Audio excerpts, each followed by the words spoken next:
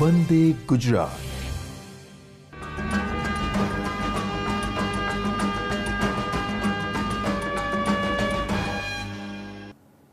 નમસ્કાર વિદ્યાર્થી મિત્રો.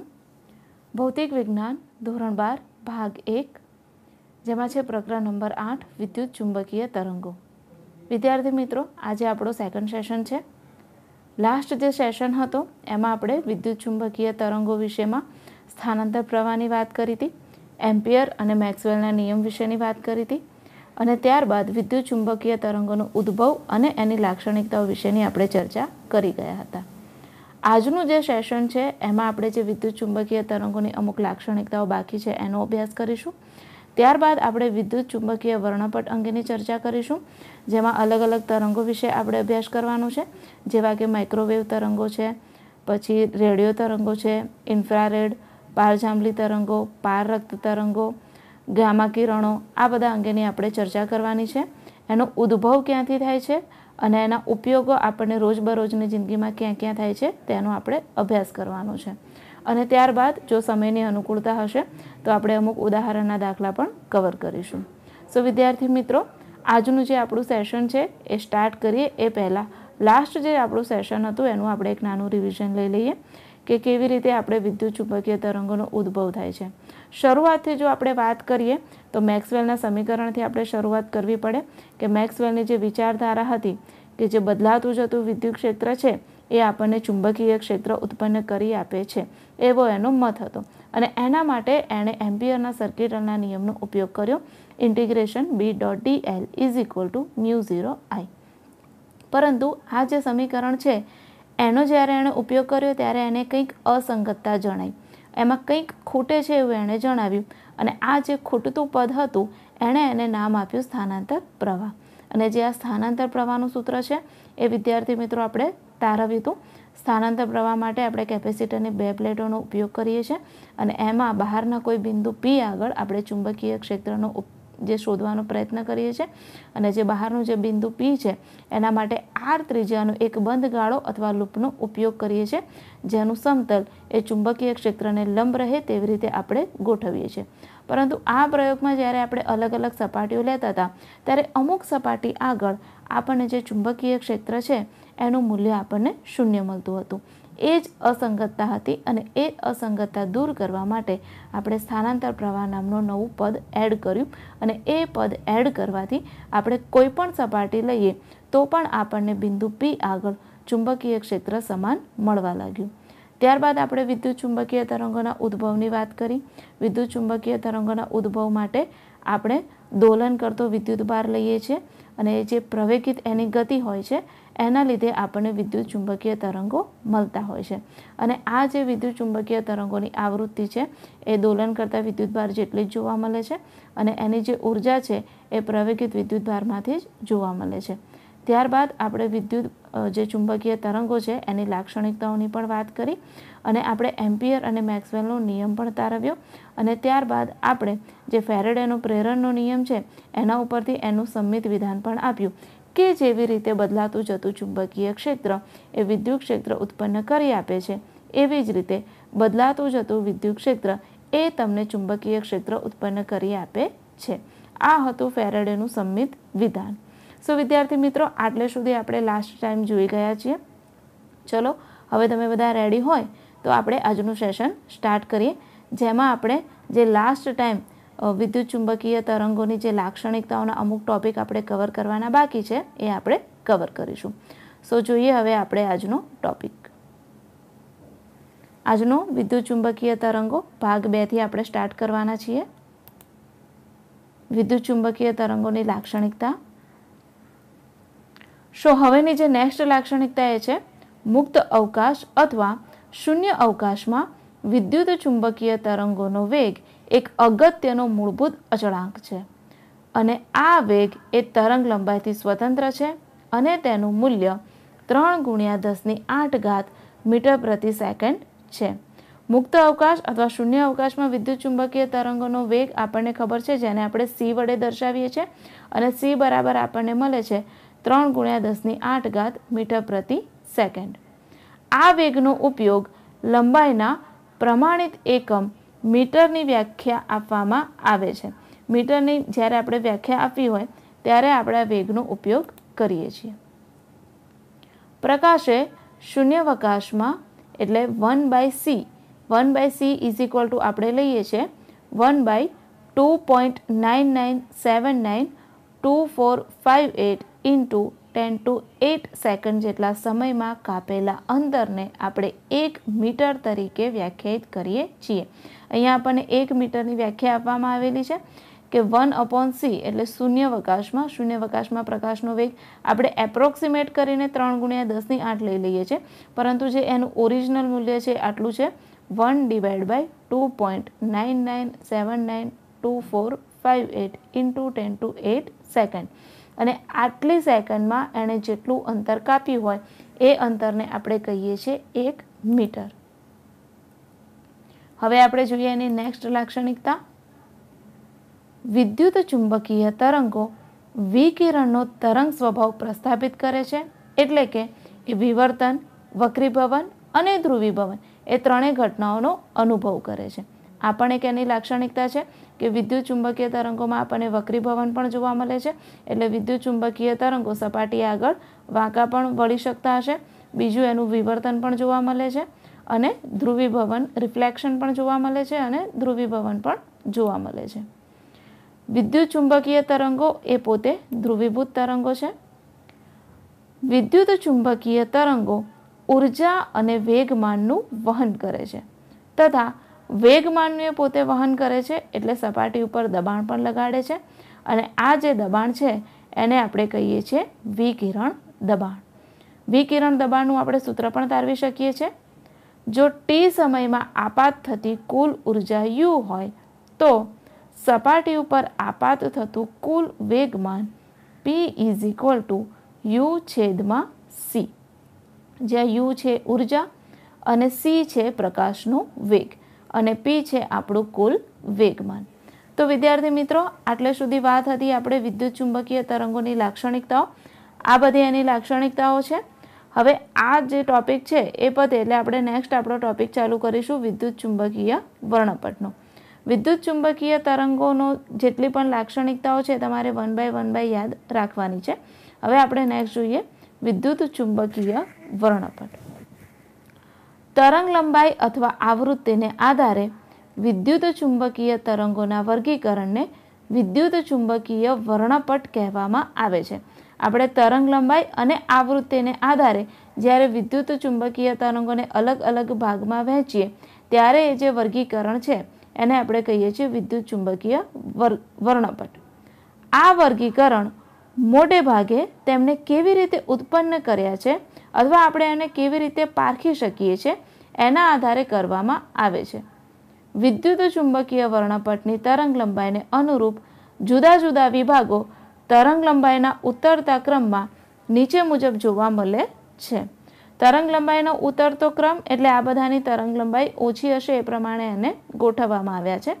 તો સૌપ્રથમ આવે છે રેડિયો તરંગો, ત્યારબાદ આવશે માઇક્રોવેવ, ત્યારબાદ આવશે ઇન્ફ્રારેડ, પછી આવશે દ્રશ્ય પ્રકાશ, ત્યારબાદ છે અલ્ટ્રાવાયોલેટ, ધેન આવે છે એક્સરેઝ અને પછી આવે છે ગામા કિરણો। આ બધા જ તરંગોનો આજે આપણે અભ્યાસ કરવાનો છે। એના ઉપયોગો અને એનું ઉદ્ગમ ક્યાંથી છે એ પણ આપણે જોવાનું છે। સો અહીંયા આપણને દર્શાવેલ છે વિદ્યુત ચુંબકીય વર્ણપટ। આ બાજુનો જે ભાગ છે આપણને આવૃત્તિ બતાવે છે, આ બાજુનો જે ભાગ છે આપણને તરંગ લંબાઈ બતાવે છે અને નીચેથી આપણે સ્ટાર્ટ કરવાનું છે રેડિયો તરંગો, પછી AM, ટીવી અને FM ના રેડિયો તરંગો, ટૂંકા રેડિયો તરંગો, ત્યારબાદ આવશે માઇક્રો, પારરક્ત, દ્રશ્ય, પારજાંબલી, ક્ષ-કિરણો અને છેલ્લે ગેમા કિરણો। આપણે જ્યારે અભ્યાસ કરીશું ત્યારે પણ આ જ ઓર્ડરમાં આપણે અભ્યાસ કરીશું તરંગ લંબાઈના ઉતરતા ક્રમમાં। હવે નેક્સ્ટ આપણે આવે છે જે આપણે શરૂઆત કરીએ રેડિયો તરંગોની। સો રેડિયો તરંગો જે છે એ રેડિયો તરંગોનો ઉદ્ભવ રેડિયો તરંગો વાહક તારમાં વિદ્યુત ભારની પ્રવેગિત ગતિ દ્વારા ઉત્પન્ન થાય છે। એનો ઉદ્ભવ એ આપણને વાહક તારમાં વિદ્યુત ભારની પ્રવેગિત ગતિ દ્વારા મળે છે। એનો ઉપયોગ આપણે ક્યાં ક્યાં કરી શકીએ છીએ? સો જે રેડિયો તરંગો છે એનો ઉપયોગ રેડિયો તરંગોનો ઉપયોગ રેડિયો અને ટેલિવિઝનના સંદેશા વ્યવહાર તંત્રોમાં થાય છે. આ તરંગોની આવૃત્તિનો વિસ્તાર 500 કિલોહર્ટ્ઝથી 1 મેગાહર્ટ્ઝનો છે અને આ વિસ્તારમાં અલગ અલગ પ્રકારે આવૃત્તિ બેન્ડ જુદા જુદા તંત્રોમાં ઉપયોગ કરાય છે. રેડિયો તરંગો એમાં એમ્પ્લિટ્યૂડ મોડ્યુલેશન, જેને આપણે કહીએ છીએ AM, એ બેન્ડ માટે આવૃત્તિનો ગાળો 530 કિલોહર્ટ્ઝથી 1710 કિલોહર્ટ્ઝ વચ્ચેનો હોય છે. પછી આવે છે શોર્ટ વેવ્સ, જેને આપણે SW પણ કહી શકીએ છીએ. એ બેન્ડ માટે 50 મેગાહર્ટ્ઝ સુધીની ઊંચી આવૃત્તિનો પણ ઉપયોગ થાય છે. ટીવીના તરંગો, જેમાં 54 મેગાહર્ટ્ઝથી 890 મેગાહર્ટ્ઝ સુધીના ગાળામાં રેડિયો તરંગો જોવા મળે છે. ફ્રીક્વન્સી મોડ્યુલેશન, FM બેન્ડના રેડિયો તરંગો માટે આવૃત્તિનો ગાળો 88 મેગાહર્ટ્ઝથી 108 મેગાહર્ટ્ઝ સુધીનો વિસ્તરેલો હોય છે. આ જે ફ્રીક્વન્સી મોડ્યુલેશન ને એમ્પ્લિટ્યૂડ મોડ્યુલેશન છે, એ તમે જે ભાગ 2 છે આપણો, એમાં પ્રકરણ નંબર 15 આવશે, એમાં તમારે વધારે ડિટેલમાં ભણવાનું આવશે. અત્યારે તમારે માત્ર એનો આવૃત્તિનો ગાળો યાદ રાખવાનો છે કે જો એમ્પ્લિટ્યૂડ મોડ્યુલેશન હોય તો 530 કિલોહર્ટ્ઝથી 1710 કિલોહર્ટ્ઝ, અને જો ફ્રીક્વન્સી મોડ્યુલેશન એટલે આવૃત્તિ મોડ્યુલેશન હોય તો 88 મેગાહર્ટ્ઝથી 108 megahertz. Mobile phone. Mobile phone ધ્વનિ સંદેશ વ્યવહારમાં ખૂબ ઊંચી આવૃત્તિ એટલે અલ્ટ્રા હાઈ ફ્રીક્વન્સી UHF બેન્ડના રેડિયો તરંગોનો ઉપયોગ થાય છે. આ હતા રેડિયો તરંગોના ઉપયોગો. હવે આપણે નેક્સ્ટ આવે છે માઇક્રોવેવ. સૌપ્રથમ આપણે જોઈશું માઇક્રોવેવનો ઉદ્ભવ ક્યાંથી થાય છે. જે માઇક્રોવેવ છે એ માઇક્રોવેવ ચોક્કસ પ્રકારની વેક્યુમ ટ્યુબ જેવી કે ક્લાઇસ્ટ્રોન, મેગ્નેટ્રોન અને ગન ડાયોડ દ્વારા ઉત્પન્ન કરાય છે. આ એનો ઉદ્ભવ છે કે આપણને ચોક્કસ પ્રકારની વેક્યુમ લઈએ છીએ અને જે વેક્યુમ ટ્યુબ છે એના માટે આપણને ઓપ્શન આપેલા છે કે ક્લાઇસ્ટ્રોન, મેગ્નેટ્રોન કે ગન ડાયોડ, આવી કોઈ પણ પ્રકારની આપણે વેક્યુમ ટ્યુબ લઈ શકીએ છીએ અને એના દ્વારા આપણે માઇક્રોવેવને ઉત્પન્ન કરી શકીએ છીએ.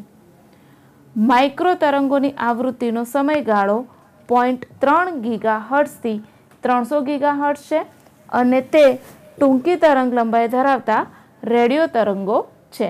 એ પણ પોતે એક રેડિયો તરંગોનો જ પ્રકાર છે અને એની તરંગ લંબાઈ આપણને ટૂંકી જોવા મળે છે. અને જો આપણે એની આવૃત્તિની વાત કરીએ તો જે આવૃત્તિનો સમયગાળો છે એ છે 0.3 ગીગાહર્ટ્ઝથી 300 ગીગાહર્ટ્ઝ. હવે વાત કરીએ માઇક્રોવેવના ઉપયોગોની. એનો પ્રથમ ઉપયોગ છે કે એ ટૂંકી તરંગ લંબાઈ ધરાવતા રેડિયો તરંગો છે. ટૂંકી તરંગ લંબાઈને કારણે તેનો ઉપયોગ એરોપ્લેનની દિશાના નિયંત્રણમાં વપરાતા રડારમાં થાય છે. જે રડાર છે એમાં જે પણ તરંગો વપરાય છે એ હોય છે માઇક્રોવેવ તરંગો. બીજો એનો ઉપયોગ છે લડાકુ વિમાન, જળ પરિવહન અને સેટેલાઇટમાં દિશાના નિયંત્રણમાં વપરાતા રડારમાં. ત્રીજો એનો ઉપયોગ છે રડાર બોલની ઝડપ એટલે કે ક્રિકેટ અને ટેનિસ, વાહનની ઝડપ શોધવા માટે અને સ્પીડ ગનમાં આધાર પૂરો પાડવા માટે. એટલે માઇક્રોવેવ પોતે ટૂંકી તરંગ લંબાઈ ધરાવતા હોવાથી એનો જે અગત્યનો ઉપયોગ છે એ છે રેડિયો તરંગો મીન્સ રડાર માટેનો. બીજો એનો અગત્યનો ઉપયોગ છે માઇક્રોવેવ ઓવનમાં. માઇક્રોવેવ ઓવનમાં આપણે કોઈ પણ વસ્તુ છે એને વધારે સારી રીતે ગરમ કરી શકીએ છીએ, કારણ કે જ્યારે આપણે આપણી સાદી રીતે કોઈ પણ વસ્તુને ગરમ કરતા હોઈએ છીએ ત્યારે શું થાય છે કે સૌ પ્રથમ જે પાત્ર છે એમાં ઉષ્મા ઉત્પન્ન થાય છે અને એ પાત્ર પછી આપણે જે પણ વસ્તુને ગરમ કરતા હોય છે, સપોઝ પાણીને ગરમ કરી રહ્યા છે તો પાત્ર એ પછી પાણીને આપણે શું કરશે, ઉષ્મા પૂરી પાડશે. એટલે પહેલાં પાત્ર પોતે ઉષ્માનું શોષણ કરશે, ત્યારબાદ એ પાણીને ઉષ્માનું વહન કરશે. જ્યારે માઇક્રોવેવમાં શું સિદ્ધાંત ઉપયોગ થાય છે કે માઇક્રોવેવમાં જે માઇક્રોવેવ ઓવન છે એની અંદર જે માઇક્રોવેવ આપણા તરંગો છે એ તરંગો એ સીધા જ ખોરાકને ગરમ કરવામાં ઉપયોગમાં આવે છે. એમાં જે પાત્ર વાપરવામાં આવે છે આપણે મોસ્ટલી પોર્સેલિનના પાત્ર વાપરતા હોઈએ છીએ. એટલે જે પોર્સેલિનનું પાત્ર હોય છે એ વધારે ઝડપથી ગરમ થતું નથી, કારણ કે એની અંદર જે અણુઓ આવેલા હોય છે મોટા કદના હોય છે, એટલે એના જે દોલનો હોય છે એ બહુ મોટા પ્રમાણમાં તમને જોવા મળે છે. સો એના લીધે બહુ જલ્દી ગરમ થઈ શકતા નથી, અને એના લીધે શું થાય છે કે માઇક્રોવેવ ઓવનમાં આપણે ખોરાકને સીધો જ રાંધી શકીએ છીએ, એટલે કે ઉષ્મા સીધી જ ખોરાકને પૂરી પાડવામાં આવે છે, એટલે આપણે ઓછા સમયમાં વધારે ઝડપથી ખોરાકને ગરમ કરી શકીએ છીએ. હવે પછીનો નેક્સ્ટ ટોપિક આપણે આવે છે પાર રક્ત તરંગો. સો પાર રક્ત તરંગોનો ઉદ્ભવ ક્યાંથી થાય છે? પાર રક્ત તરંગોના ઉદ્ભવમાં પાર રક્ત તરંગ ગરમ પદાર્થ અને અણુઓ દ્વારા ઉત્પન્ન થાય છે. આ તરંગોના વિસ્તાર દ્રશ્ય પ્રકાશ વર્ણપટની ઓછી આવૃત્તિના છેડાની નજીક આવેલા છે.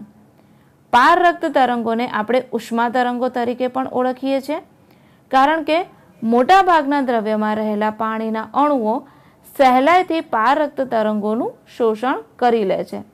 એટલા માટે આપણે પાર રક્ત તરંગોને ઉષ્મા તરંગો તરીકે પણ ઓળખીએ છીએ. CO2 અને NH3 વગેરે જેવા અણુઓ પણ આ તરંગોનું શોષણ કરે છે. આવા તરંગોના શોષણ બાદ તેમની ગતિ ઉર્જા વધતા તેઓ ગરમ થાય છે અને આસપાસના ભાગને પણ એ ગરમ કરી દે છે. એટલે પાર રક્ત તરંગોનું જે મેઇન ઉદ્ભવ સ્થાન છે એ છે ગરમ પદાર્થ અને એના અણુઓ દ્વારા. અને એના જો આપણે એક્ઝામ્પલ આપવા હોય તો આપણે આપી શકીએ CO2 અને NH3. હવે વાત કરીએ પાર રક્ત તરંગોના ઉપયોગોની. સો પાર રક્ત બલ્બનો ઉપયોગ શારીરિક ઉપચાર એટલે કે ફિઝિકલ થેરાપીમાં થાય છે. ગ્રીન હાઉસ અસરને કારણે પાર રક્ત કિરણો પૃથ્વી પરનું સરેરાશ તાપમાન જાળવવામાં અગત્યનો ભાગ ભજવે છે. વિદ્યાર્થી મિત્રો, અત્યારની જો સૌથી મોટી સમસ્યા હોય તો ગ્લોબલ વોર્મિંગની સમસ્યા છે, અને ગ્રીન હાઉસ અસરના કારણે પૃથ્વીને ઘણું મોટું નુકસાન થઈ રહ્યું છે. સો પાર રક્ત કિરણોને કારણે પૃથ્વી પર આપણે સરેરાશ તાપમાન જાળવી શકીએ છીએ. સો આપણા માટે પાર રક્ત કિરણો જે છે, પાર રક્ત તરંગો એ વધારે ઉપયોગી છે, કારણ કે આપણે જોઈ રહ્યા છીએ કે દિવસ જાય છે એમને ડે બાય ડે જે પૃથ્વીનું તાપમાન છે એ વધી રહ્યું છે. જે હિમાલય બાજુના બરફ છે એ પીગળી રહ્યા છે ને એના લીધે એની નદીઓ વધારે પ્રમાણમાં વહેવા લાગી છે. સો નજીકના જે વિસ્તારો છે એમાં જે દરિયાની સપાટી છે એ સપાટીમાં પણ પાણીનું પ્રમાણ ધીમે ધીમે વધી રહ્યું છે. સો આ ઓલ ઓવર ગ્લોબલ વોર્મિંગની એક બહુ જ મોટી સમસ્યા છે, અને એ સમસ્યાના નિરાકરણ માટે આપણે પૃથ્વીનું તાપમાન જાળવી રાખવું એ બહુ જ અગત્યની વસ્તુ છે. અને પૃથ્વીનું તાપમાન જાળવી રાખવા માટે પાર રક્ત તરંગો એ બહુ જ અગત્યનો ભાગ ભજવે છે. સો સૌથી મોટો ઉપયોગ પાર રક્ત તરંગોનો એ છે કે પૃથ્વી પરનું સરેરાશ તાપમાન જાળવી રાખે છે. આપાત દ્રશ્ય પ્રકાશ જે વાતાવરણમાંથી સહેલાઈથી પસાર થઈ જાય છે. દ્રશ્ય પ્રકાશ હવે આપણે નેક્સ્ટ ટોપિકમાં જોવાના છીએ, પણ એનો અગત્યનો ગુણધર્મ એ છે કે વાતાવરણમાંથી સહેલાઈથી પસાર થઈ શકે છે. સો આપાત દ્રશ્ય પ્રકાશનું પૃથ્વીની સપાટી દ્વારા શોષણ થાય છે, ત્યારબાદ પાર રક્ત વિકિરણમાં ફરીથી એનું ઉત્સર્જન થાય છે. આ વિકિરણ ગ્રીન હાઉસ વાયુઓ જેવા કે કાર્બન ડાયોક્સાઇડ અને પાણીના અણુઓ દ્વારા જકડાઈ જાય છે. પૃથ્વીના ઉપગ્રહોમાં આ કિરણોનો ઉપયોગ પરખ કરતા એટલે કે ડિટેક્ટર તરીકે લક્ષ્યરી હેતુઓ અને પાકના વિકાસની જાણકારી મેળવવા માટે થાય છે. એટલે આપણે પાર રક્ત તરંગોનો ઉપયોગ ઉપગ્રહોમાં પણ કરી શકીએ છીએ. બીજો ઉપયોગ છે ઇલેક્ટ્રોનિક્સ ઉપકરણો. સો ઇલેક્ટ્રોનિક ઉપકરણો દાખલા તરીકે લાઇટ એમિટિંગ ડાયોડ, જેને આપણે LED પણ કહીએ છીએ. ટીવીમાં પણ તમે જોતા હશો LED ટીવીઝ. સો જે LED છે એમાં પણ પાર રક્ત વિકિરણોનું ઉત્સર્જન થતું હોય છે.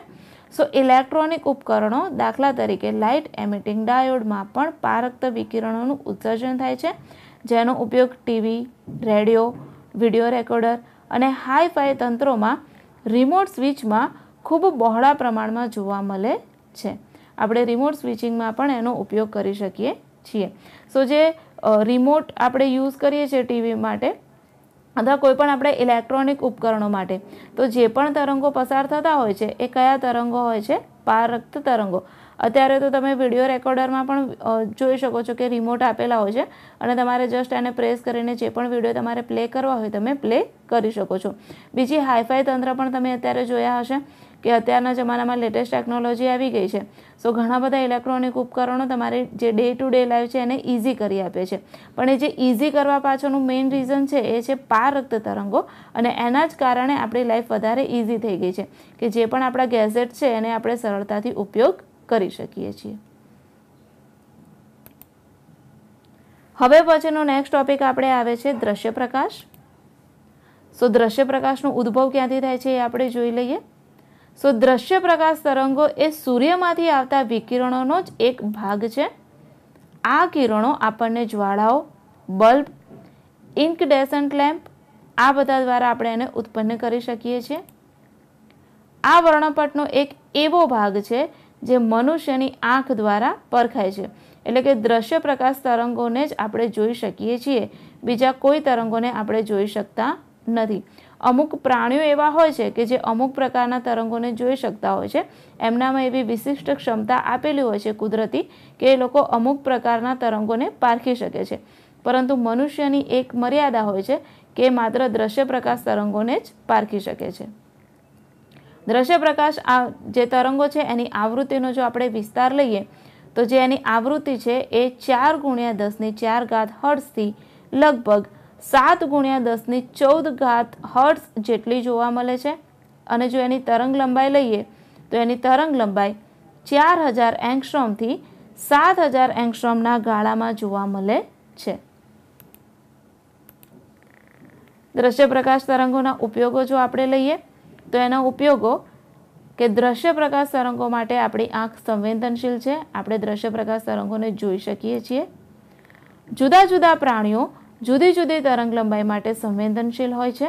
દાખલા તરીકે સાપ એ પારરક્ત તરંગોને પારખી શકે છે. ઘણા જંતુઓનો દ્રશ્ય ગાળો પારજાંબલી વિભાગ સુધી વિસ્તરેલો હોય છે. એ લોકો પારજાંબલી તરંગોને પણ જોઈ શકતા હોય છે. જે આપણો નેક્સ્ટ ટોપિક છે પારજાંબલી કિરણો. સો હવે આપણે જોઈએ પારજાંબલી કિરણોનો ઉદ્ભવ કેવી રીતે થાય છે. પારજાંબલી વિકિરણ ચોક્કસ પ્રકારના બલ્બ અને ખૂબ જ ગરમ પદાર્થો દ્વારા ઉદ્ભવતા હોય છે. સૂર્યપ્રકાશ પારજાંબલી પ્રકાશનો અગત્યનો સ્ત્રોત છે, પરંતુ સદનસીબે તેમાંના મોટા ભાગના વિકિરણનું વાતાવરણમાં લગભગ 40 થી 50 કિલોમીટરની ઊંચાઈએ આવેલા ઓઝોન સ્તરમાં શોષણ થઈ જાય છે. વિદ્યાર્થી મિત્રો, પારજાંબલી કિરણોના ઉપયોગો ઘણા છે જે હમણાં આપણે જોઈશું, પરંતુ પારજાંબલી કિરણો આપણા શરીરને માટે બહુ જ હાનિકારક હોય છે. જો આપણા શરીર ઉપર ડાયરેક્ટલી પારજાંબલી કિરણો પડે તો આપણને કેન્સર જેવા અથવા ચામડીના ભયાનક રોગો પણ થઈ શકે છે. સો મનુષ્ય માટે પારજાંબલી કિરણો હાનિકારક અસર ઉપજાવે છે. સો આ પારજાંબલી કિરણો આપણી ચામડી પર ડાયરેક્ટલી પડવા ના જોઈએ. એના માટે પૃથ્વીની ફરતે એક ઓઝોનનું સ્તર આવેલું હોય છે. આ ઓઝોનનું સ્તર એ પારજાંબલી કિરણોનું શોષણ કરી લેતા હોય છે.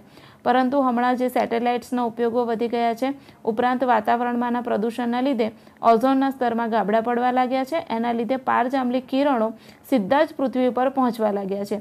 અને એની હાનિકારક અસર એ થાય છે કે આ પારજાંબલી કિરણોને લીધે પૃથ્વીનું તાપમાન દિવસમાં દિવસ વધતું રહ્યું છે. અને આ તાપમાન વધવાને લીધે આપણને ગ્રીન હાઉસ અસર અથવા ગ્લોબલ વોર્મિંગ જેવી ઘટનાઓ જોવા મળતી હોય છે કે અચાનક જ તાપમાન બહુ જ વધી જાય છે. ગરમી પડે તો સડનલી વધારે ગરમી પડવા લાગે છે, અને જો ઠંડીનું મોસમ આવે તો વધારે પડતી ઠંડી પડવા લાગે છે.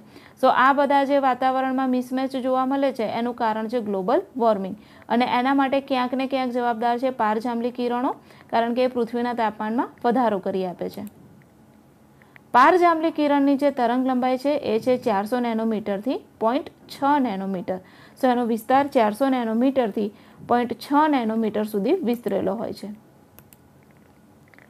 વધારે પ્રમાણમાં અલ્ટ્રાવાયોલેટ પ્રકાશ માણસને નુકસાન પહોંચાડે છે, કારણ કે તે માનવ શરીરમાં મેલેનિન ઉત્પન્ન કરે છે, જેનાથી આપણી ચામડી કાળી પડી જાય છે. યુવી વિકિરણનું સાદા કાચ વડે પણ શોષણ થાય છે, અને કાચની બારીમાંથી આવતા જે અલ્ટ્રાવાયોલેટ પ્રકાશ છે એ યુવી પ્રકાશથી ચામડી તતડી જતી નથી. એટલે આપણે સનબર્નને રોકી શકીએ છીએ, અને એના માટે આપણે કોઈ પણ સાદા કાચનો પણ ઉપયોગ કરી શકીએ છીએ. વેલ્ડિંગ કામ કરતી વખતે વેલ્ડિંગ ચાપ દ્વારા ઉદ્ભવતા મોટા પ્રમાણના યુવીથી આંખને બચાવવા ચોક્કસ પ્રકારના ગોગલ્સ અથવા કાચની બારી ધરાવતા મોહરા પહેરવામાં આવે છે। આપણે જોયું છે કે જે વેલ્ડિંગ કામ કરતા હોય છે એ લોકો કોઈ ચોક્કસ પ્રકારના ચશ્મા પહેરતા હોય છે, અથવા વેલ્ડિંગ માટે કોઈક એક કાચની બારી એ લોકો પોતાના મોઢા આગળ રાખતા હોય છે, કારણ કે અલ્ટ્રાવાયોલેટ કિરણોને આપણે સાદા કાચ વડે પણ રોકી શકીએ છીએ। સાદા કાચ વડે પણ એનું શોષણ થઈ જાય છે। અને વેલ્ડિંગ કામ કરતી વખતે જે કિરણો ઉત્પન્ન થતા હોય છે પારજાંબલી કિરણો ઉત્પન્ન થતા હોય છે, અને જે કામ કરે છે એ વ્યક્તિના ડાયરેક્ટ જો આંખમાં પડે તો એ આંખને બહુ મોટા પ્રમાણમાં નુકસાન પહોંચાડી શકે છે અને લાંબા પાયે અંધાપો પણ આવી શકે છે। સો આ ઘટના ના બને એના માટે આપણે સ્પેશિયલ પ્રકારના ગોગલ્સ પહેરવા જોઈએ, અથવા કાચની બારી ધરાવતા મોહરા જે પણ લોકો વેલ્ડિંગનું કામ કરે છે એ લોકોને આપવા જોઈએ। સો આ વાત હતી પારજાંબલી કિરણોની। હવે એના ઉપયોગની વાત કરીએ। શરૂઆતમાં આપણે વાત કરી કે જે પારજાંબલી કિરણો છે એ કેવી રીતે માનવ શરીરને નુકસાન પહોંચાડે છે, કારણ કે વધારે પ્રમાણમાં મેલેનિન ઉત્પન્ન કરવાથી આપણા શરીરને કાળું પાડી દે છે। હવે એનો ઉપયોગ ક્યાં થાય છે? સો ઓછી તરંગ લંબાઈને કારણે અલ્ટ્રાવાયોલેટ કિરણોને ખૂબ જ પાતળા કિરણપુંજ તરીકે આપણે કેન્દ્રિત કરી શકીએ છીએ। અહીંયા આકૃતિમાં તમે જોઈ શકો છો કે આપણે એને કોઈ એક જગ્યાએ કેન્દ્રિત કરવા હોય તો આપણે એને ઇઝીલી કેન્દ્રિત કરી શકીએ છીએ, કારણ કે એની તરંગ લંબાઈ ખૂબ જ ઓછી જોવા મળે છે। ખૂબ જ ચોકસાઈ ધરાવતા ઉપયોગો જેવા કે આંખની સર્જરી માટે, આંખના વાળકાપ માટે, લેઝિક સર્જરી જેને આપણે કહીએ છીએ લેઝર અસિસ્ટેડ ઇન સિટુ કેરેટોમેલિયસ, આ જે સર્જરી છે લેઝિક સર્જરી, એમાં પણ આપણે પારજાંબલી કિરણોનો ઉપયોગ કરી શકીએ છીએ। એટલે એવું નથી કે પારજાંબલી કિરણો માત્ર આપણા માટે દુરુપયોગી છે કે એના લીધે આપણને નુકસાન જ થાય છે।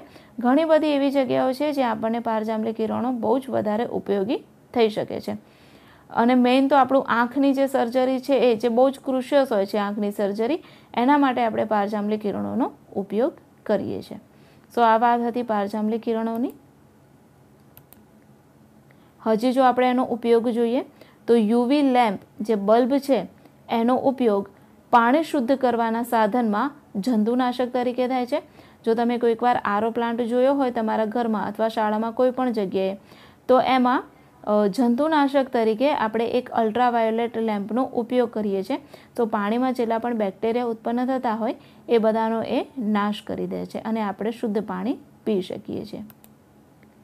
બીજું, વાતાવરણમાં ઓઝોનનું સ્તર આ કિરણો શોષીને સુરક્ષા કવચનું કામ કરે છે। તેથી તેના ક્લોરોફ્લોરોકાર્બન વાયુ જેવા કે ફ્રીઓન દ્વારા સર્જાયેલી અછત એક આંતરરાષ્ટ્રીય ચિંતાનો વિષય છે। વાતાવરણમાં ઓઝોનનું સ્તર એ આ કિરણોને શોષી લે છે, એના લીધે ક્લોરોફ્લોરોકાર્બનની એક અછત સર્જાઈ જાય છે અને એ પણ અત્યારે એક આંતરરાષ્ટ્રીય ચિંતાનો વિષય બની ગયો છે। વિદ્યાર્થી મિત્રો, હવે આપણે નેક્સ્ટ ટોપિક આવે છે ક્ષકિરણો। ક્ષકિરણોનો ઉદ્ભવ। ક્ષકિરણો ઉત્પન્ન કરવાની એક સામાન્ય રીતમાં ખૂબ જ ઊંચી ઉર્જા ધરાવતા ઇલેક્ટ્રોનને ધાતુના લક્ષ્ય પર પ્રતાડિત કરી આ કિરણો ઉત્પન્ન કરવામાં આવે છે। ક્ષકિરણોનો ઉદ્ભવ કેવી રીતે થાય છે?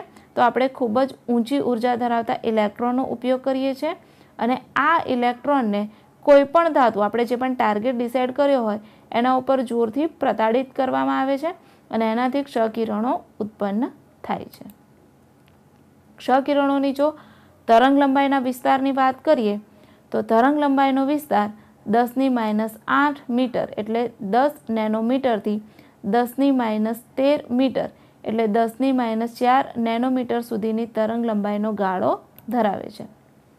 ક્ષકિરણો વિદ્યુત ચુંબકીય વર્ણપટના યુવી વિભાગ પછીના વિભાગમાં તમને જોવા મળે છે, એટલે અલ્ટ્રાવાયોલેટ વિભાગ પછીના વિભાગમાં આપણે ક્ષકિરણોને જોઈ શકીએ છીએ। હવે વાત આવે છે ક્ષકિરણોના ઉપયોગની। તો ક્ષકિરણોનો બહુ જ બધી જગ્યાએ ઉપયોગ થાય છે। કેટલા બધા છોકરાઓએ એક્સરે કરાવેલા જ હશે। જ્યારે પણ આપણને કોઈ પણ પ્રકારનું ફ્રેક્ચર થાય ત્યારે એના નિદાન માટે આપણે એક્સરે કરાવવો પડે છે કે પર્ટિક્યુલરલી કયા ભાગમાં આપણને ફ્રેક્ચર થયું છે। તો ક્ષકિરણોનો મેઇન ઉપયોગ એ છે કે ક્ષકિરણોનો ઉપયોગ મેડિકલ ક્ષેત્રે હાડકાના ફ્રેક્ચર શોધવામાં તેમજ અમુક પ્રકારના કેન્સરના ઉપચારમાં પણ થાય છે। ક્ષકિરણો જીવિત માંસપેશીઓને નુકસાન કે નાશ કરી શકતા હોવાથી તેનો વધુ પડતો અને બિનજરૂરી ઉપયોગ આપણે ટાળવો જોઈએ। જો ખરેખર આપણને જરૂર હોય, આપણા શરીરમાં ક્યાંય પણ ફ્રેક્ચર થયું હોય કે કોઈ પણ મોટી આપણને ઇન્જરી થઈ હોય તો જ આપણે એક્સરે કરાવવો જોઈએ. વારંવાર નાની ઈજાઓ માટે આપણે એક્સરે કરાવવો જોઈએ નહીં, કારણ કે જે ક્ષ કિરણો છે એ જીવિત માંસપેશીઓને બહુ જ નુકસાન કરે છે અથવા એનો નાશ પણ કરી શકે છે. એટલે એનો જો આપણે વધુ પડતો અથવા બિનજરૂરી જો ઉપયોગ કરીશું તો એ આપણા શરીરને બહુ જ હાનિકારક નીવડશે. હવે લાસ્ટ આપણે આવે છે ગામા કિરણો. ગામા કિરણોના ઉદ્ભવની વાત કરીએ તો ગામા કિરણો આપણને ઉચ્ચ આવૃત્તિ ધરાવતા ગામા કિરણો એ ન્યુક્લિયર પ્રક્રિયાઓમાં અને રેડિયો એક્ટિવ ન્યુક્લિયસોમાંથી ઉત્સર્જિત થાય છે. ગામા કિરણોનો મેઇન જે સ્ત્રોત છે એ આપણે રેડિયો એક્ટિવ ન્યુક્લિયસો છે, જેમાંથી આલ્ફા, બીટા અને ગામા કિરણો નીકળતા હોય છે. સો રેડિયો એક્ટિવ ન્યુક્લિયસો એનો મેઇન સ્ત્રોત છે અને આપણને ન્યુક્લિયર પ્રક્રિયાઓ દ્વારા મળતા હોય છે.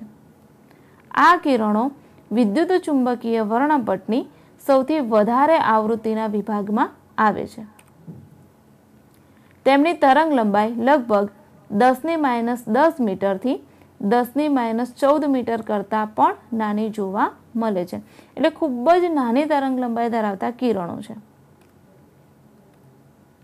ગામા કિરણોનો જો ઉપયોગ જોઈએ તો આ કિરણોનો ઉપયોગ ઔષધીય શાખામાં કેન્સરના કોષોને નાબૂદ કરવામાં થાય છે. ગામા કિરણોના ઉપયોગથી આપણે કેન્સરના કોષોને નાબૂદ કરી શકીએ છીએ. વિદ્યાર્થી મિત્રો, ગામા કિરણોનું ઉદ્ગમ અને એના ઉપયોગો જોયા પછી હવે આપણે આ જે ચેપ્ટરની થિયરી છે એ બધી અહીંયા પૂરી થાય છે. આ ચેપ્ટરના એન્ડમાં વિદ્યાર્થી મિત્રો તમને એક કોષ્ટક આપેલું છે બુકમાં, જેમાં આ ચેપ્ટરમાં આપણે જેટલા પણ આ તરંગો જોયા એ બધા તરંગોની એક તમને નાની સમરી આપેલી છે અને સમરીમાં તમે જોઈ શકશો કે કયા જે તરંગ છે એની તરંગ લંબાઈ અને આવૃત્તિનો જે સમયગાળો અને એનો ઉપયોગ અને ઉદ્ભવ એ તમને એકદમ શોર્ટમાં બહુ સરસ રીતે સમજાવેલું છે. તો પરીક્ષામાં છેલ્લી ઘડીમાં જ્યારે તમારે એક નજર મારવી હોય ત્યારે તમે આ કોષ્ટકનો અચૂક ઉપયોગ કરજો. બહુ સરસ રીતે એમાં સમરી આપેલી છે. સો વિદ્યાર્થી મિત્રો, અહીં આપણે આ ચેપ્ટરની થિયરી પાર્ટ પૂરી કરીએ છીએ. હવે આપણે ચાલુ કરીએ ઉદાહરણના દાખલા. સો હવે આપણે જોઈશું ઉદાહરણનો દાખલો 8.1. રકમ વાંચીશું આપણે દરેક જણ. સૌપ્રથમ આપણે જોઈએ એક સમાંતર પ્લેટ કેપેસિટર જે તમને આપેલું છે કે જેની વર્તુળાકાર પ્લેટની ત્રિજ્યા 1 મીટર છે અને એનું કેપેસિટન્સ 1 નેનો ફેરાડે છે. તેને વિદ્યુત ભારિત કરવા માટે t=0 સમયે એક R=1 મેગા ઓહ્મના અવરોધ સાથે શ્રેણીમાં 2 વોલ્ટની બેટરી સાથે જોડવામાં આવે છે. t=10⁻³ સેકન્ડ સમય બાદ પ્લેટના કેન્દ્ર અને પરિઘ વચ્ચેના મધ્ય બિંદુ P આગળ ચુંબકીય ક્ષેત્ર ગણો. કેપેસિટર પર t સમયે વિદ્યુતભાર Qt=CV1 - t/τ, જ્યાં સમય અચળાંક ટાઉ એ CR બરાબર છે. આવી આપણને રકમ આપેલી છે. સમાંતર પ્લેટ કેપેસિટરની આકૃતિ પણ તમને જોઈ શકો છો. અહીંયા 2 વોલ્ટની બેટરી દર્શાવેલી છે. અવરોધ જે આપણને આપેલો છે 1 મેગા ઓહ્મ અને આપણને જે CR પરિપથનો અચળાંક છે ટાઉ એ એવું લખીને આપેલું છે CR બરાબર છે અને એની કિંમત આપણને આપેલી છે 10⁻³ સેકન્ડ. વિદ્યાર્થી મિત્રો, રકમમાં જો આપણને ખ્યાલ આવી ગયો હોય તો હવે આપણે શરૂઆત કરીએ આ દાખલાને ગણવાની.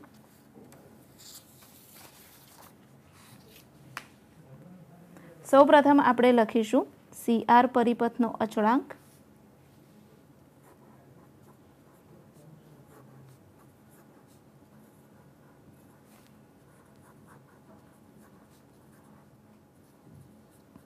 સો CR પરિપથનો અચળાંક ટાઉ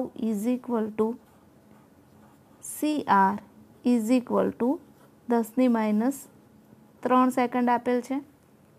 તેથી આપણે જે આપણને ઇક્વેશન આપેલું છે એ યુઝ કરીએ તો તેથી Qt=CV1 -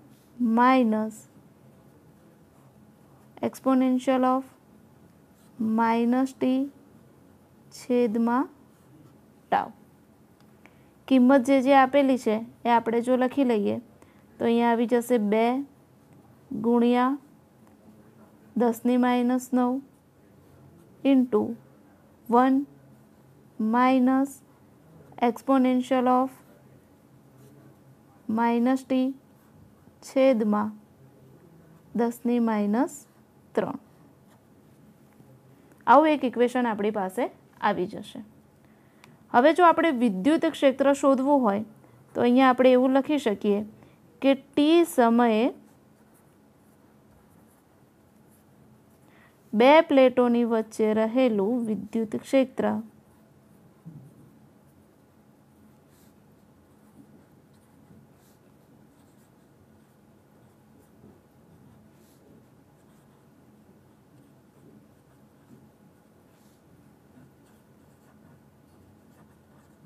હવે સૂત્ર આપણને બધાને ખ્યાલ જ છે. વિદ્યુત ક્ષેત્ર માટેનું સૂત્ર E = Q/ε0 A. હમણાં થિયરીમાં આ વસ્તુ આપણે ભણ્યા હતા. જો Q આપણે સમય ઉપર આધારિત લઈએ, સમય સાથે એનું મૂલ્ય બદલાતું હોય તો આપણે આવું લખવું પડે Q of t છેદમાં ε0 A. હવે એ જે ક્ષેત્રફળ છે એની કિંમત આપણે લઈશું પાઈ અને ε0 એઝ ઇટ ઇઝ. હવે તમને એવું થશે કે જે પ્લેટનું ક્ષેત્રફળ એ છે એની કિંમત પાઈ કેવી રીતે આવી? તો અહીંયા આપણે સૂત્ર તારવીએ કે પ્લેટનું ક્ષેત્રફળ એ = πr² એવું થાય. હવે અહીંયા r² જગ્યાએ તમને આપેલા છે 1, 1 મીટર ત્રિજ્યા એવું લખીને આપેલું છે. સો થઈ જશે પાઈ × 1² એકમ જો અહીંયા લખીએ તો આવી જશે મીટર². સો જે પ્લેટનું ક્ષેત્રફળ છે એ આપણી પાસે આવી જશે પાઈ મીટર². સો અહીંયા ડાયરેક્ટલી જેનો ઉપયોગ કરેલો છે E = Q/πε0. હવે આપણે આકૃતિ પર જો ફરી નજર મારીએ તો જુઓ તમે વિદ્યાર્થી મિત્રો, અહીંયા આકૃતિમાં જોઈ શકો છો કે P બિંદુ જે છે એમાંથી પસાર થતો હવે આખી ત્રિજ્યા 1 છે અને એના મધ્ય બિંદુમાંથી પસાર થાય છે એટલે જે ત્રિજ્યા છે એ કેટલી થઈ જશે 1/2 અને એ પ્લેટને સમાંતર છે એવો આપણે આખો એક આ બંધ ગાળો વિચારવાનો છે. સો આપણે હવે એવું લખી શકીએ કે બિંદુ P માંથી પસાર થતો અને 1/2 મીટરની ત્રિજ્યા ધરાવતો અને પ્લેટને જે સમાંતર વર્તુળાકાર બંધ ગાળો છે એને આપણે ધ્યાનમાં લેવાનો છે. સો હવે પછીનું સ્ટેટમેન્ટ આપણે આવશે કે હવે બિંદુ P માંથી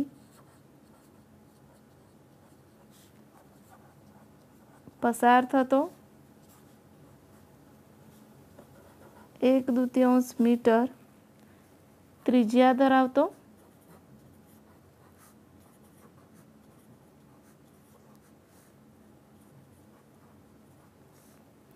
અને પ્લેટોને સમાંતર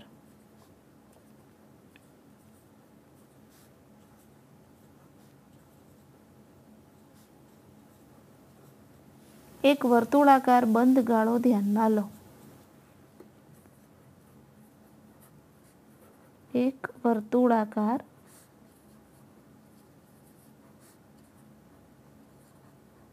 બંધ ગાળો ધ્યાનમાં લો. આ ગાળાના બધા જ બિંદુઓ આગળ ચુંબકીય ક્ષેત્ર જો આપણે શોધવું હોય તો કયું હશે? ચુંબકીય ક્ષેત્ર સમાન મૂલ્યનું હશે અને બંધ ગાળાને આપણે કેવું લેવું પડે? સમાંતર. તો હવે નેક્સ્ટ સ્ટેટમેન્ટ આપણે એવું લખીશું કે આ ગાળાના બધા જ બિંદુઓ આગળ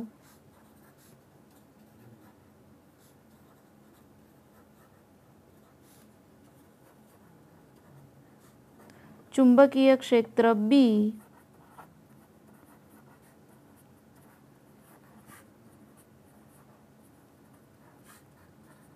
એ બંધ ગાળો આપણે લીધો છે એ બંધ ગાળાને સમાંતર હશે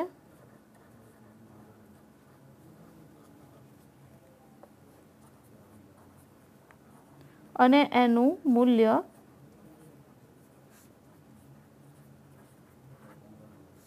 સમાન હશે. અથવા આપણે એવું લખી શકીએ કે તે સમાન મૂલ્યનું હશે।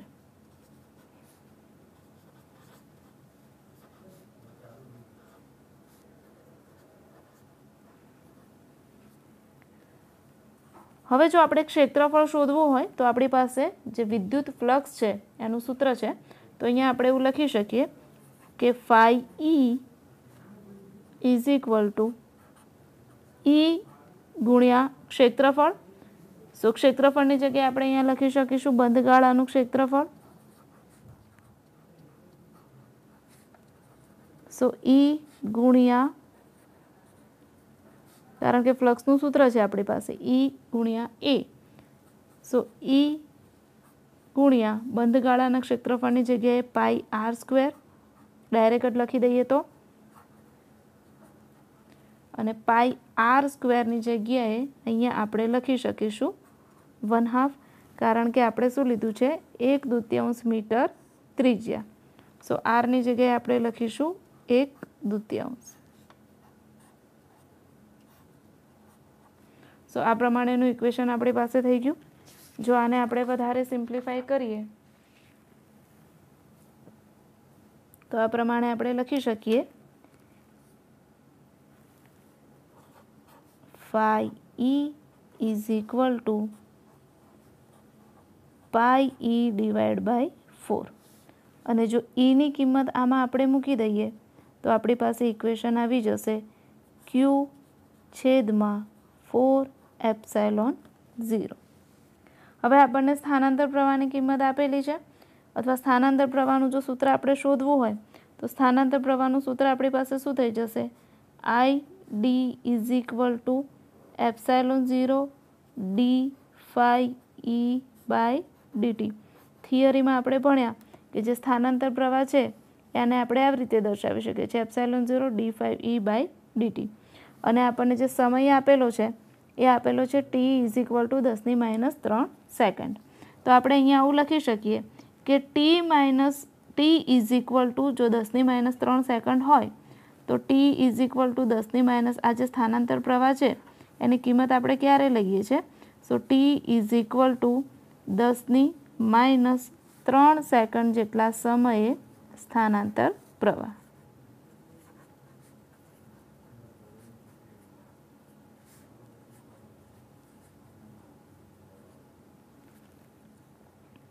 સો હવે આમાં આપણે કિંમત મૂકી દઈએ।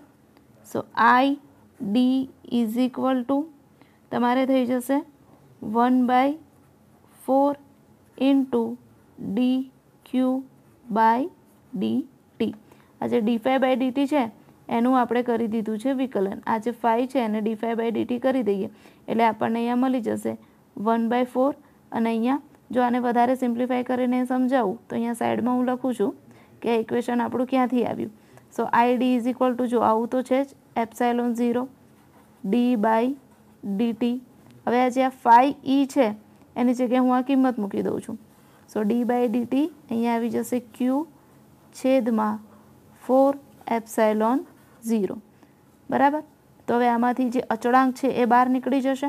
સો ε0 1/4, અહીંયા પણ ε0 છેદમાં છે એ પણ બહાર આવી જશે, અને કૌંસમાં શું વધશે dq/dt।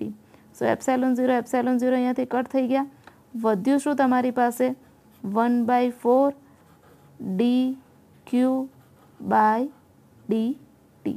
જે આપણે અહીંયા લખેલું છે। સો હવે સ્થાનાંતર પ્રવાહનું સૂત્ર થઈ ગયું આપણી પાસે ID is equal two 1/4 dq/dt। જો એની કિંમત આપણે મૂકીએ તો ID ઇઝ ઇક્વલ ટુ આપણને મળશે 0.5 ગુણ્યા 10⁻6 ઇન્ટુ એક્સપોનેન્શિયલ ઓફ -1। હવે નેક્સ્ટ આપણે કરવાનું છે કે બંધ ગાળાને એમ્પિયર અને મેક્સવેલનો નિયમ લગાડવાનો છે। સો હવે આપણે એ સૂત્ર લખી દઈએ કે બંધ ગાળાને, કારણ કે એ વસ્તુ પણ આપણને શોધવાની કીધી છે। સો અહીંયા નેક્સ્ટ આપણે લખીએ કે બંધ ગાળાને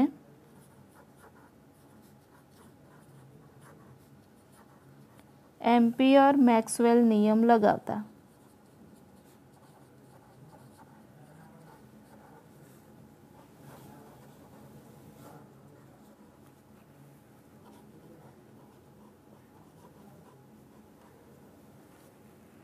સો તમારે થઈ જશે બી ગુણ્યા 2π જે ડીએલ જે આપણે લેતા હતા એની જગ્યાએ અહીંયા એની કિંમત મૂકી દઈશું. 2πr જે આપણે પરિઘ લઈએ છીએ બી ઇન્ટુ ડીએલ. સો બી 2πr પરિઘ છે. સો 2πr આપણે 1/2 ત્રિજ્યા લીધી છે. સો અહીંયા આવી જશે 1/2 ઇઝ ઇક્વલ ટુ μ0 વહન પ્રવાહ અને સ્થાનાંતર પ્રવાહ બંનેનો સરવાળો. સો IC પ્લસ ID અહીંયા આવી જશે μ0 વહન પ્રવાહ તો આપણને 0 મળે છે. સો 0 પ્લસ ID આમાં સ્થાનાંતર પ્રવાહની કિંમત મૂકી દઈશું. સો તમારી પાસે અહીંયા 2 અહીંયાથી કેન્સલ થઈ જશે. અહીંયા આવી જશે કિંમત મૂકી દઈએ IDની 0.5 ગુણ્યા 10⁻⁶ ગુણ્યા μ0 as it is into exponential of -1. और जो आ स्टेप ने આપણે સોલ્વ કરીએ તો આપણી પાસે ફાઇનલ આન્સર આવશે b is equal two 0.74 into 10⁻30 tesla. આ આન્સર તમે કેલ્સીથી ઇઝીલી લાવી શકો છો કારણ કે જે μ0 છે એની જગ્યાએ આપણે કિંમત મૂકવાની છે 4π ઇન્ટુ 10⁻7. પાઈની કિંમત મૂકી દો 3.14. આ ઇક્વેશનને તમે સોલ્વ કરી દો એટલે ફાઇનલી બી આવી જશે આપણી પાસે 0.74 ઇન્ટુ 10⁻30 ટેસ્લા. આ ચેપ્ટરની થિયરી જેટલી ઇઝી છે એટલા જ આ ચેપ્ટરના દાખલા પણ છે ઇઝી વિદ્યાર્થી મિત્રો. હવે એક નાનો દાખલો છે ઉદાહરણ 8.2 જે હવે આપણે નેક્સ્ટ જોઈશું. આ દાખલામાં બધાને ખ્યાલ આવી જ ગયો હશે. માત્ર તમારે ચુંબકીય ક્ષેત્રની કિંમત શોધવાની હતી જે આપણે ફાઇનલી શોધી લીધી છે અને એના માટે આપણે જે સ્થાનાંતર પ્રવાહ છે એની સૂત્રનો ઉપયોગ કર્યો છે. હવે જે આ ઉદાહરણ નંબર 8.2 છે એની રકમ વાંચીશું. ઉદાહરણ 8.2 એ 1 માર્ક્સના MCQમાં પણ તમને પૂછાઈ શકે છે વિદ્યાર્થી મિત્રો. રકમ વાંચીશું આપણે દરેક જણ. આમાં લખેલું છે કે એક 25 મેગાહર્ટ્ઝ આવૃત્તિ ધરાવતું સમતલ વિદ્યુત ચુંબકીય તરંગ મુક્ત અવકાશમાં x દિશામાં ગતિ કરે છે. ચોક્કસ સમયે અને અવકાશના એક ચોક્કસ બિંદુ આગળ E is equal to 6.3 J caret volt પર મીટર છે. તો આ બિંદુ આગળ આપણે બી શોધવાનું છે. તમને એફની કિંમત આપેલી છે એટલે કે આવૃત્તિ ન્યુની કિંમત આપેલી છે. તમને ઈની કિંમત આપેલી છે અને બી શોધવાનું કીધું છે. હવે આમાં જે આવૃત્તિ છે એનો ક્યાંય ઉપયોગ જ નથી થવાનો સૂત્રમાં કારણ કે વિદ્યાર્થી મિત્રો આ જે સૂત્ર છે આપણે જે વિદ્યુત ચુંબકીય તરંગોની લાક્ષણિકતા છે એની જ એક લાક્ષણિકતા છે અને એનું સીધું જ સૂત્ર આપણે અહીંયા એપ્લાય કરવાનું છે કે બી ઇઝ ઇક્વલ ટુ E/C. સીધું જ સૂત્ર આ તરંગની એક લાક્ષણિકતા છે જે આપણે સૂત્રમાં જોઈ હતી. હવે જે ઈ છે એની કિંમત આપણને આપેલી છે તો ડાયરેક્ટ કિંમત મૂકી દો 6.3. સી પ્રકાશનો વેગ એટલે એની પણ કિંમત આપણને ખ્યાલ જ છે. પ્રકાશનો વેગ આપણી પાસે થઈ જશે 3 ગુણ્યા 10⁸. સો ફાઇનલ આન્સર આનો શું આવશે? આને કેલ્સી વડે કરો 6.3 ડિવાઈડ બાય 3 અથવા ડાયરેક્ટ પણ તમારે આન્સર આવી જાય 2.1 ઇન્ટુ આ ઉપર જાય એટલે 10⁻8 ટેસ્લા. આ એની કિંમત થઈ બરાબર છે. પણ આપણે જો એની દિશા દર્શાવી હોય તો આપણને એવું લખીને આપેલું છે કે જે તરંગ છે એ કઈ દિશામાં પ્રસરણ પામે છે, કઈ દિશામાં ગતિ કરે છે તો x દિશામાં. અને જે વિદ્યુત ક્ષેત્ર આપણને આપેલું છે એ કઈ દિશામાં આવેલું છે? જે કેરેટ એટલે y દિશામાં. મીન્સ જે તરંગ છે આપણું એ આપણને x દિશામાં મળે છે અને જે વિદ્યુત ક્ષેત્ર E છે એ આપણને મળે છે y દિશામાં. તો ફાઇનલી એ એકબીજાને લંબ હોય એવું આપણે ભણ્યા હતા લાક્ષણિકતાઓમાં. વિદ્યુત ક્ષેત્ર અને ચુંબકીય ક્ષેત્ર એ બંને એકબીજાને લંબ ગતિ કરે છે એવું આકૃતિ દ્વારા પણ આપણે સમજ્યા હતા. તો આ બંનેને લંબ દિશા એટલે કઈ આવી જશે? z દિશા. તો જે આપણું ચુંબકીય ક્ષેત્ર છે જે બી છે એ આપણને કઈ દિશામાં મળશે? z દિશામાં. તો જો સદિશ સ્વરૂપમાં આની કિંમત દર્શાવી હોય આપણે તો આપણે આવી રીતે લખી શકીએ કે સદિશ B is equal to 2.1 into 10⁻⁸ k tesla. एकदम सरल दाखलो है विद्यार्थी मित्रों। आ तमे इजीली करी शकशो। परीक्षा में तमने आ प्रमाणेना MCQ में पण पूछी शके अथवा दाखलाओमां पण आ पूछी शके। सो विद्यार्थी मित्रों, आटले सुधी आजे आपणे आ सेशन राखीए छे। हवे जे उदाहरणना बीजा 3 दाखला छे ए आपणे नेक्स्ट सेशन में जोईशुं। त्यां सुधी आपणे आजना सेशन में शुं भण्या ए एकवार रिवाइज करी लईए। आजनुं सेशन आपणे स्टार्ट कर्युं हतुं पहेला तो विद्युत चुंबकीय तरंगोनी जे लाक्षणिकताओ अमुक बाकी हती त्यांथी आ चेप्टरनी शरूआत करी हती। तो सौप्रथम आपणे विद्युत चुंबकीय तरंगोनी लाक्षणिकताओ जोई, त्यारबाद आपणे विद्युत चुंबकीय वर्णपट अंगेनी माहिती मेळवी।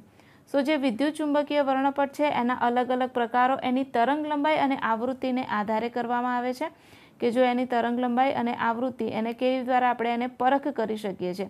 एना द्वारा आपणे एना अलग अलग प्रकारो कर्या हता, जेवा के रेडियो तरंगो, पार रक्त तरंगो, पार जांबली किरणों, क्ष किरणों, गामा किरणों। आ बधा तरंगोनो आपणे एमनी तरंग लंबाईना उतरता क्रममां अभ्यास कर्यो हतो।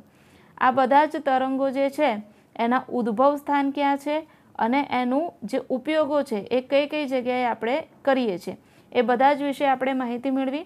त्यारबाद आ प्रकरणमां जे उदाहरणना दाखला छे उदाहरण नंबर 8.1 अने 8.2 एनी पण आपणे माहिती मेळवी। विद्यार्थी मित्रों, આજે આજનું સેશન છે એમાં આપણો થિયરી પાર્ટ સંપૂર્ણપણે કમ્પ્લીટ થઈ જાય છે। માત્ર હવે આપણે ઉદાહરણના અમુક દાખલા કવર કરવાના છે અને સ્વાધ્યાયના દાખલા કવર કરવાના છે, જે આપણે નેક્સ્ટ સેશનમાં જોઈશું। પણ વિદ્યાર્થી મિત્રો, એ પહેલાં આ ચેપ્ટરની જે થિયરી છે એ તમારે જો શોર્ટમાં યાદ રાખવી હોય તો આપણે 3 જ થિયરી મેન છે। એક તો સ્થાનાંતર પ્રવાહનો નિયમ મીન્સ એનું સૂત્ર, ત્યારબાદ એમ્પિયર મેક્સવેલનો નિયમ અને જે આ વિદ્યુત ચુંબકીય વર્ણપટના અલગ અલગ પ્રકારો છે એના તરંગો છે એની જ આપણે માત્ર યાદ રાખવાના છે। એને યાદ રાખવા હોય તો આપણી પાસે એક સૂત્ર છે ઇઝીલી, જેના દ્વારા આપણે એને યાદ રાખી શકીએ છીએ કે રમી UVX G। એવી રીતે પણ તમે એને યાદ રાખી શકો છો। રમી એટલે આર ઉપરથી તમે એને કહી શકશો રેડિયો તરંગો। ત્યારબાદ આવે છે M એટલે માઇક્રોવેવ, પછી આવે છે I એટલે તમારે થઈ જશે ઇન્ફ્રારેડ, પછી UV એટલે તમારે થઈ જશે પારજાંબલી, X એટલે તમારે થઈ જશે ક્ષ કિરણો અને છેદમાં G એટલે તમારે આવી જશે ગેમા કિરણો। સો આવી રીતે તમે એને ઇઝીલી યાદ રાખી શકો છો। આવૃત્તિ અને તરંગ લંબાઈને એના ગાળા માત્ર તમારે યાદ રાખવા પડશે। વિદ્યાર્થી મિત્રો, એક વધારે ઇન્ટરેસ્ટિંગ વસ્તુ એ છે કે આ ચેપ્ટરનું જે લાસ્ટ તમારું જે થિયરી પતે છે ગામા કિરણોની, ત્યારબાદ તમને એક મસ્ત નાનું કોષ્ટક આપેલું છે। એ જે કોષ્ટક છે એની અંદર આ જેટલા પણ તરંગો છે એનું ઉદ્ભવ સ્થાન અને એના ઉપયોગો, એની આવૃત્તિ અને એની તરંગ લંબાઈ આ બધાની એક શોર્ટ સમરી આપેલી છે। સો જ્યારે પણ તમે એક્ઝામમાં જતા હોય, તમારે લાસ્ટ મિનિટનું રીડિંગ કરવું હોય, એક નજર મારવી હોય તો તમે એ કોષ્ટક દ્વારા આ બધા જ તરંગોની માહિતી મેળવી શકશો અને આ તરંગોને એકદમ શોર્ટમાં યાદ રાખી શકશો। સો એ કોષ્ટક તમારા માટે બહુ જ ઇમ્પોર્ટન્ટ છે। આજે જ્યારે પણ તમે ફિઝિક્સ વાંચવા બેસો ઘરે ત્યારે આ કોષ્ટક ઉપર જરૂર એકવાર નજર મારજો। એની અંદરથી તમને આટલા જેટલા પણ તરંગો છે એને એકદમ ઇઝીલી યાદ રાખવાની ટ્રીક મળી જશે।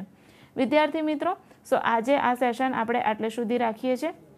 નેક્સ્ટ સેશન માટે તમે આ ચેપ્ટરમાં જેટલા પણ સૂત્ર આવે છે, સ્થાનાંતર પ્રવાહનું સૂત્ર કે પછી એમ્પિયર મેક્સવેલનો જે નિયમ છે એ, કે પછી જે C=F લેમ્બડા અથવા તમે ન્યૂ લેમ્બડા પણ બોલી શકો, એ સૂત્ર યાદ રાખજો। આ સૂત્ર ઉપરથી આપણે ઉદાહરણના દાખલા અને સ્વાધ્યાયના દાખલા એકદમ ઇઝીલી ક્રેક કરી શકીશું।